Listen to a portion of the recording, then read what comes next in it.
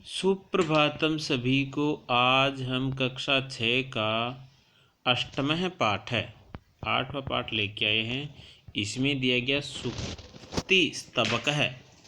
सुक्ति स्तबक का मतलब होता है सुक्ति युक्त वाक्य, अच्छे अच्छे मोल वचन, अनमोल वचन जिनको बोलते हैं, वो दे रखे। क्या दिए हैं देखिएगा।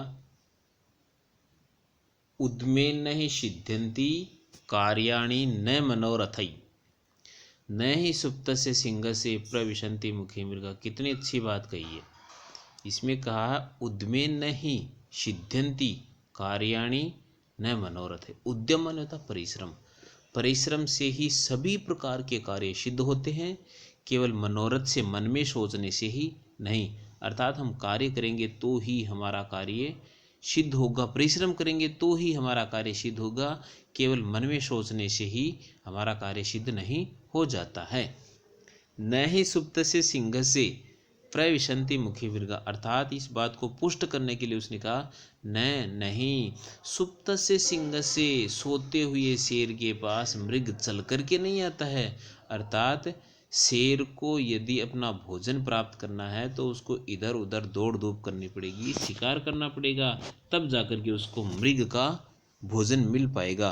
यदि वो सो रहा है, सोते सोते ये सोचे कि मेरे पास खुद हिरण चल कर के आ जाए और मैं अपना भोजन कर लूं, तो यह संभव नहीं होता है।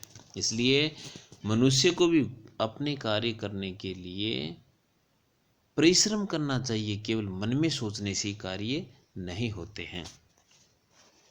आगे वाले श्लोक में दिया गया पुस्तके पठित पाठ है जीवने नैव साधित किम भवेत तेन पाठेन जीवनेन योन सार्थक है।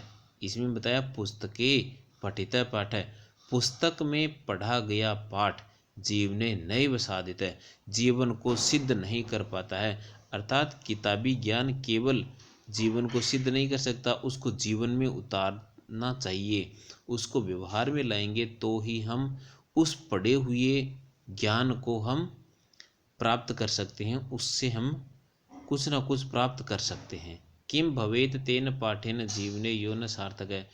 क्या मतलब उस किताब से पढ़ा हुआ जो पाठ है जो जीवन में कोई सार्थकता ही नहीं सिद्ध करता हो, सार्थकता ही नहीं हो, तो उस प्रकार के पाठ का हमारे जीवन में क्या मतलब। अर्थात हमें किताबी ज्ञान के अलावा हमें व्यवहारिक ज्ञान भी प्राप्त करना चाहिए, और उस किताबी ज्ञान को हम यदि अपने जीवन में काम नहीं ले सकते तो हमें उस ज्ञान का क्या मतलब जो हमारे जीवन में कुछ